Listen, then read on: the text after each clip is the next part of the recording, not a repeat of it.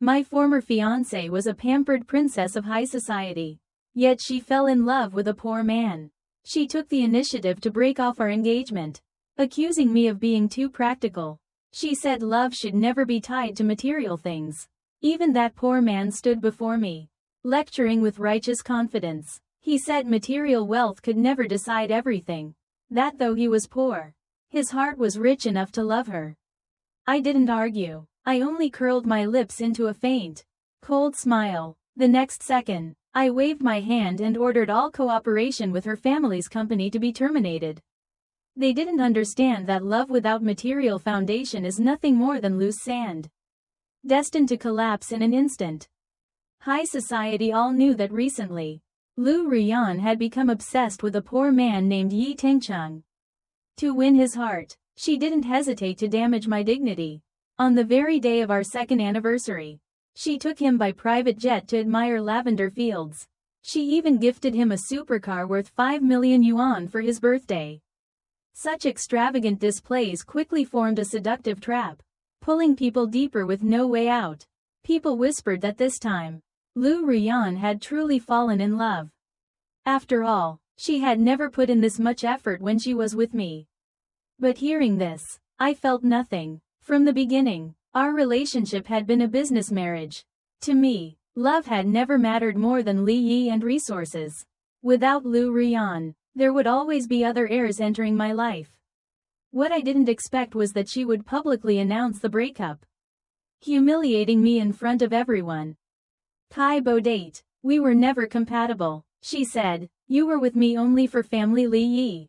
You don't understand that true love has nothing to do with wealth. She turned to Yi Tengcheng, her eyes full of affection. Only after meeting him did I realize who I truly love. In this world, Li Yi mean nothing compared to love.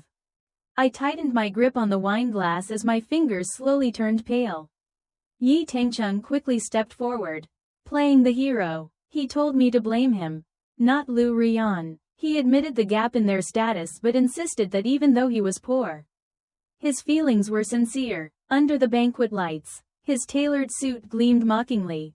He said that as long as I agreed to their relationship, he would do anything. Before he could say more, Lu Ruyan pulled him back and glared at me with impatience and disgust. She asked if I really had to push them this far. I gave a cold laugh and shifted my gaze to Yi Tengcheng.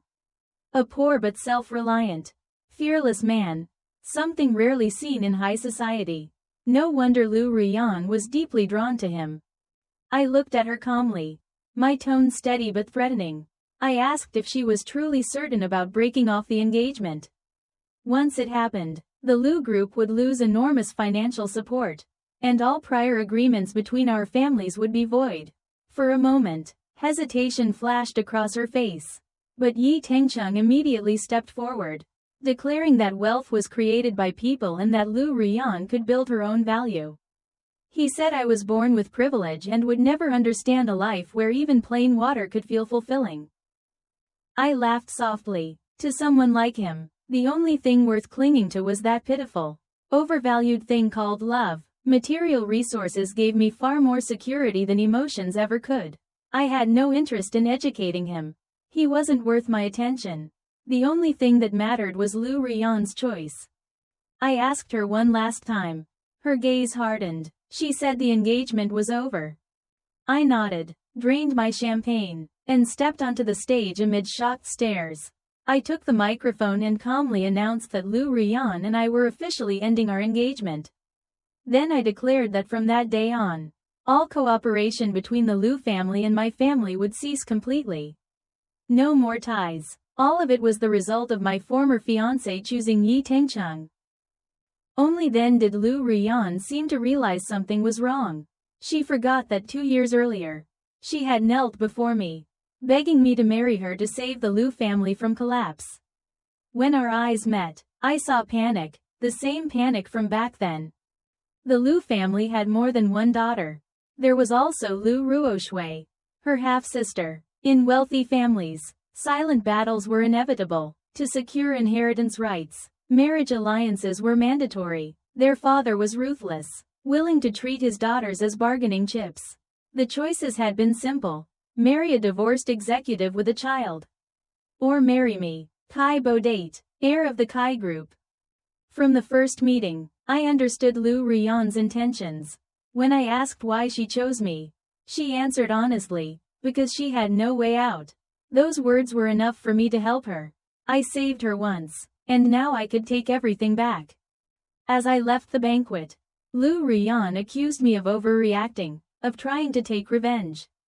I laughed. Even without love, I had treated her well. Every request, every investment, I never refused. Without my support, she wouldn't have survived so comfortably within the Lu family. Yet she stood arm in arm with another man, announcing the breakup without hesitation. At that moment, all feelings vanished. I told her plainly that from that day on, she meant nothing to me. As I reached the mountain villa gate, I unexpectedly ran into Lu Ruoshui.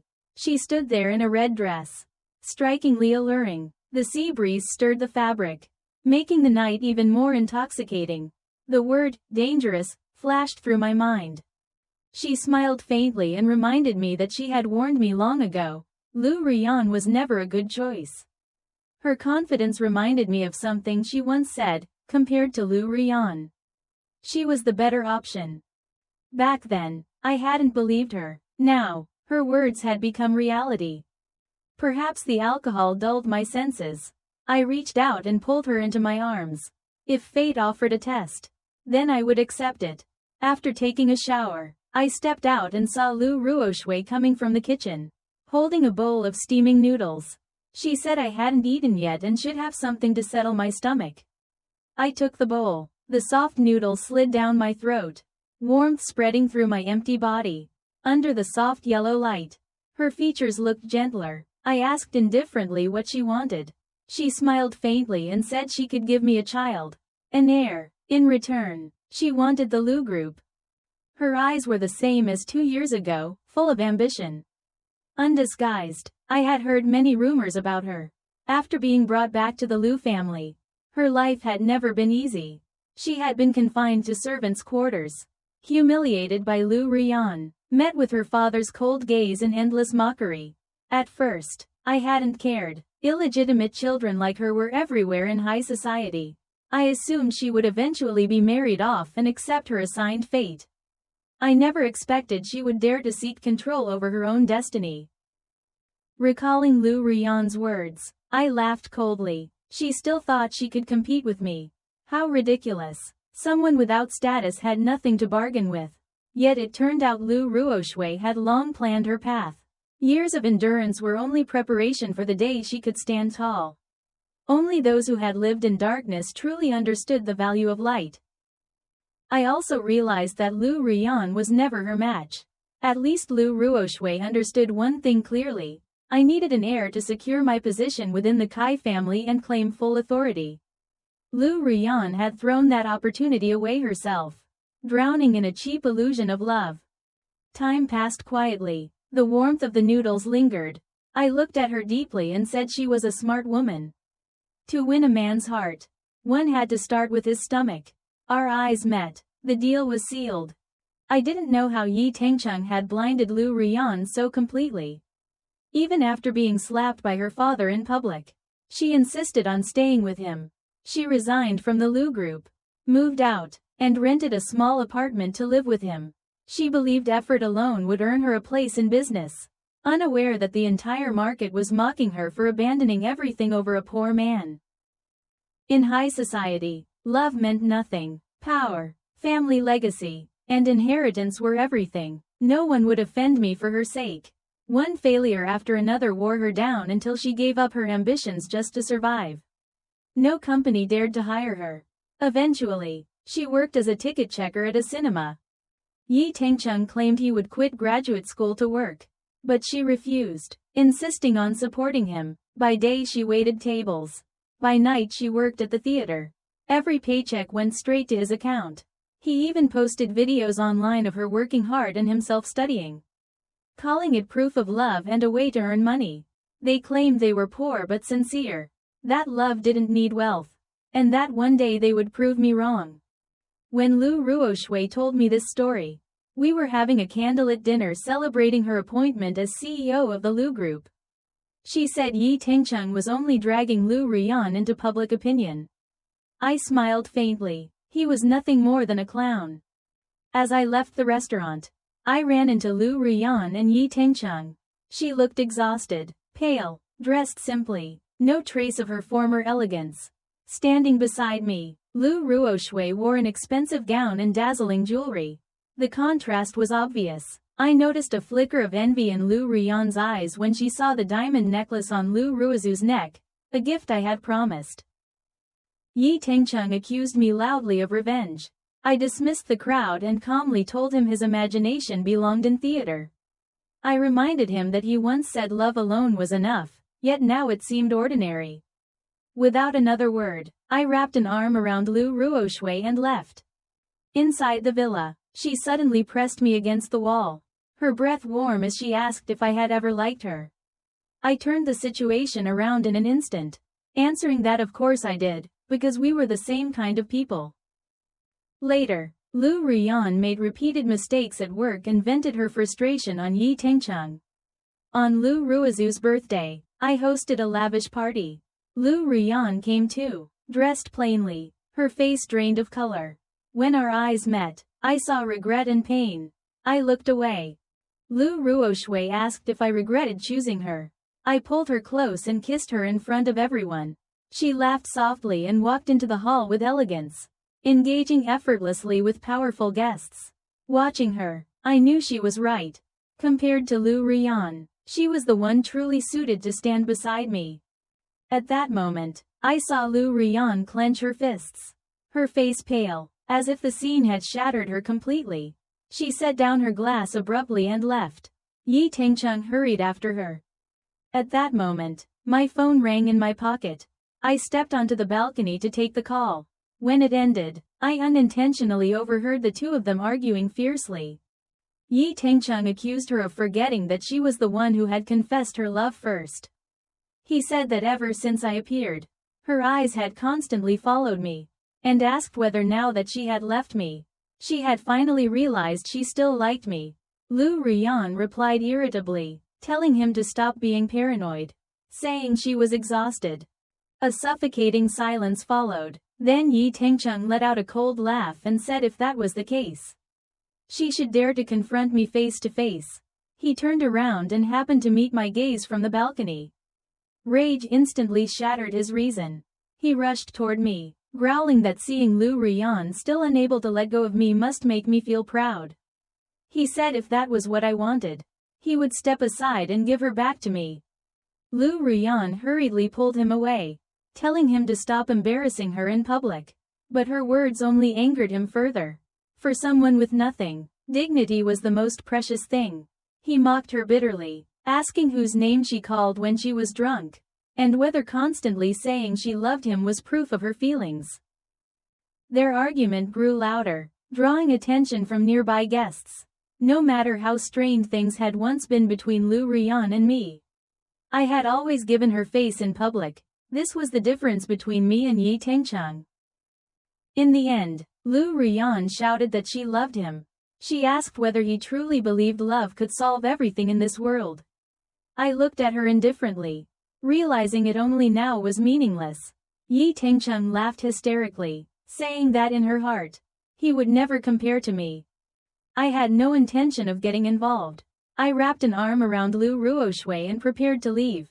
But as I passed Yi Tingcheng, he suddenly grabbed my arm, accusing me of deliberately orchestrating everything, inviting them just to watch them argue and lose face. Before I could react, his fist came flying toward me. But my security stopped him instantly, knocking him to the ground. I looked down at him and mocked that I could erase him from existence without effort, asking whether he truly thought he was worth my attention. He glared back, saying I was nothing but a spoiled heir. I smiled coldly and replied that this identity gave me power and wealth beyond his imagination. I told him to come back only when he could stand on equal ground by his own ability. I said I would never allow the woman by my side to lower herself to earn money while the man enjoyed comfort. In high society, background alone was never enough. Business was a battlefield. And one wrong step meant total ruin. What I needed was not romance, but a partner who could fight alongside me with clarity and restraint. Yi Tengcheng didn't even understand the most basic rules of survival. He clung to the idea that love alone was enough, unaware that without strength, everything would eventually be lost. I told him that if he truly wanted love, he should protect it well, otherwise he would lose both pride and the person he loved. My words struck him deeply. In anger, he cursed that rich people didn't deserve love. Instantly, he offended everyone present. People mocked him, asking why he accepted her money if he was truly so noble. After that night, Yi Tengcheng gave up on graduate school. I later heard countless jokes about them. He refused to spend Lu Ruyan's earnings and insisted on working himself. When he tried entering finance, Lu Ruyan used her connections to help him, but he rejected them, insisting on relying on himself. Large firms wouldn't take him, and small ones offered no prospects. After a year, he achieved nothing and ended up as a low-level investment assistant with a meager salary. Once, when they were on a date, Lu Ruyan bought a designer bag worth just over 1,000 yuan. Yi Tengcheng immediately forced her to return it, saying their current life couldn't afford luxury. That money was a gift from her father. Compared to her past, her spending had already been drastically reduced. But long-term hardship had worn her down. She argued it was just a bag, but he insisted that choosing him meant giving up her former lifestyle entirely. His insecurity convinced him she no longer loved him. In truth, Lu Ruyan had never pressured him, it was his own sensitivity. In the end, she reluctantly returned the bag. When the story spread, her father was furious. To him, Yi Tengcheng had been a joke from the start, the moment he said love alone was enough. It was clear how naive he was. And now he demanded she give up everything just to love him. I said nothing. I merely swirled the wine in my glass, quietly observing how long his so-called love could last. Men like Yi Tengcheng always believed themselves pure and above material desire, claiming they lived only for love, yet never understood that without material foundation, losing everything was inevitable. 3 months later, Lu Ruoshui became pregnant with my child. Immediately, my father transferred 20% of Kai Group's shares into my name. At the same time, Lu Ruozu's father privately promised that once she gave birth, the Lu Group would be officially handed over to her.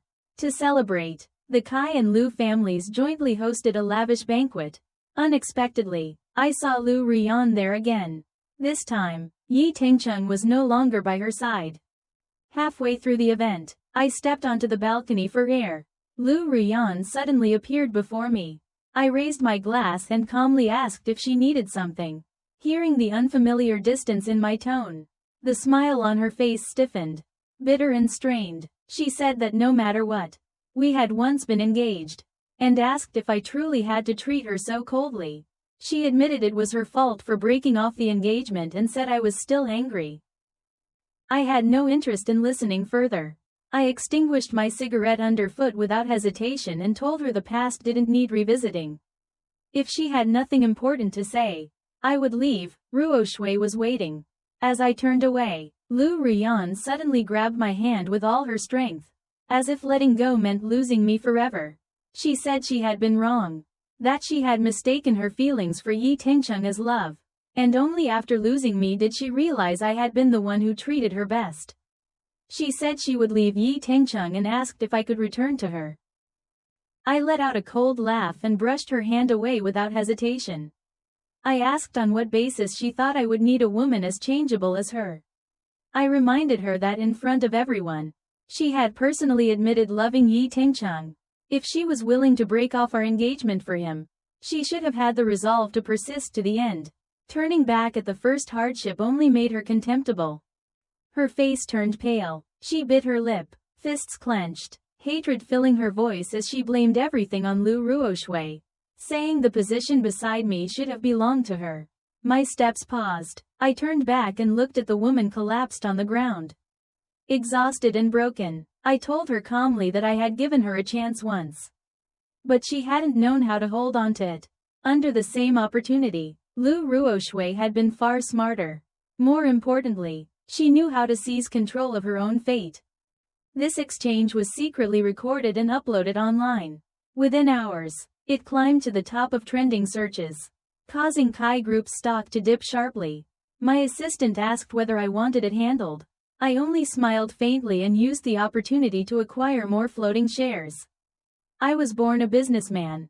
Other people's emotions held no value to me. Someone like Lu Rian was never going to be easily spared. After one calculated day, I held another 5% of circulating shares. Everything unfolded exactly as planned. 1 year later, Lu Ruoshui gave birth to a set of twins. At that moment, I officially took over Kai Group as its new leader. My past achievements were clear to everyone, and there was no opposition. At the celebration banquet, I saw Lu Rian standing behind her father. Her face was pale and worn, clearly. Life had not treated her kindly. Over the past year, I had heard plenty about her from Lu Ruoshui. Lu Rian and Yi Tengcheng had broken up. The belief that love alone could sustain life had lost to harsh reality. With nowhere else to go, she returned to the Lu family, only to find everything that once belonged to her now in Lu Ruozu's hands. She resisted, but it was futile. After being locked in a dark room by her father for 3 days and nights, she had no choice but to accept marriage to President Zhang, a man who had already been married once. My assistant said she had once stood outside Kai Group's headquarters for an entire day and night, hoping to see me. I had been on a business trip. She never got the chance. Her wedding was quiet, lacking any former splendor. After marriage, she not only cared for President Zhang's 2 children from his previous marriage, but also handled all household duties and endured constant verbal abuse. Her life was nothing short of torment. She had sought help from the Lu family, but to Mrs. Lu, the prosperity of the group mattered far more than her daughter's well-being. Just 6 months after the wedding, Lu Rian looked more than 10 years older. As for Yi Tengcheng, he had ambition but no real ability. Despite his efforts, he achieved nothing. After that blow, he lost faith in love altogether and sank into a reckless lifestyle, drifting from one woman to another, becoming exactly the kind of man he once despised. Eventually, he crossed the wrong person and was severely injured, condemned to an ordinary life for what remained of it. As for me, I gained both love and power. That's the end of today's story. If you enjoyed it, please like the video, subscribe to China Story Tales, and stay tuned for more stories.